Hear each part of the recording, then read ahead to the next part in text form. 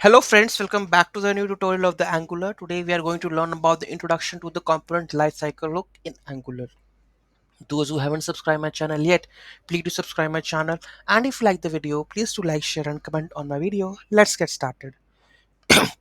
So in Angular, components have a lifecycle that defines how they are created, updated and destroyed.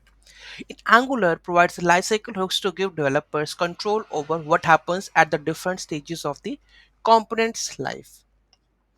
Why we are going to use that hooks? So to perform initialization tasks like fetching the data, setting up the subscriptions, in that case we are going to use it.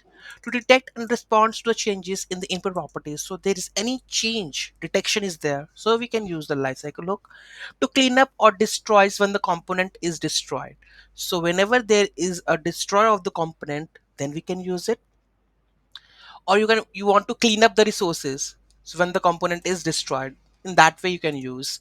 To implement the custom logic at the specific stages of the component lifecycle hook, then we can use. Let's take an overview of that one. So high level hook, that is ngOnChanges, detects the changes in the data bound input properties at that input. When an input property value changes, so we are going to use the ngOnChange. ngOnInit initializes the component after Angular sets its input property once after the first ngOnChanges.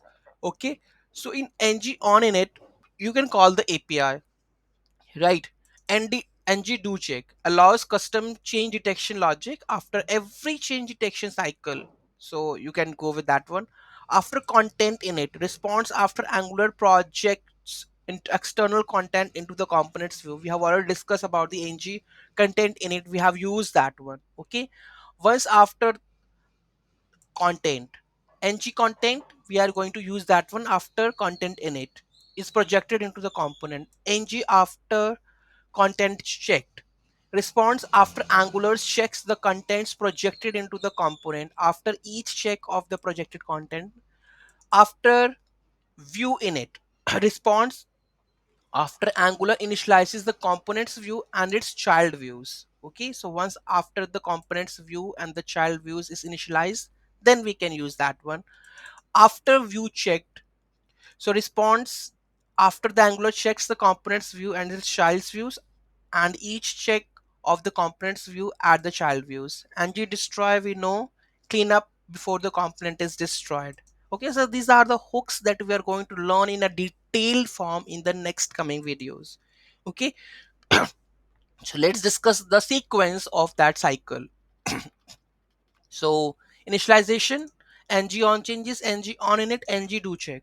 When the content is projected via ngContent, after content init or after content checked. When the components view is initialized, view init or the view checked. On the component destruction, ngOnDestroy. What is the sequence of that one? So here we have the sequence. So ngOnChange, ngOnInit, ngDoCheck, ng after content init, after view init, after view checked.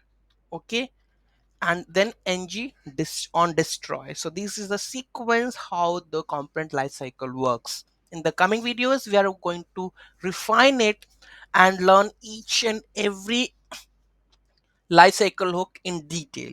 Any doubt, any query in that, do let me know in the comment section. Thank you so much for watching this video. Have a great day.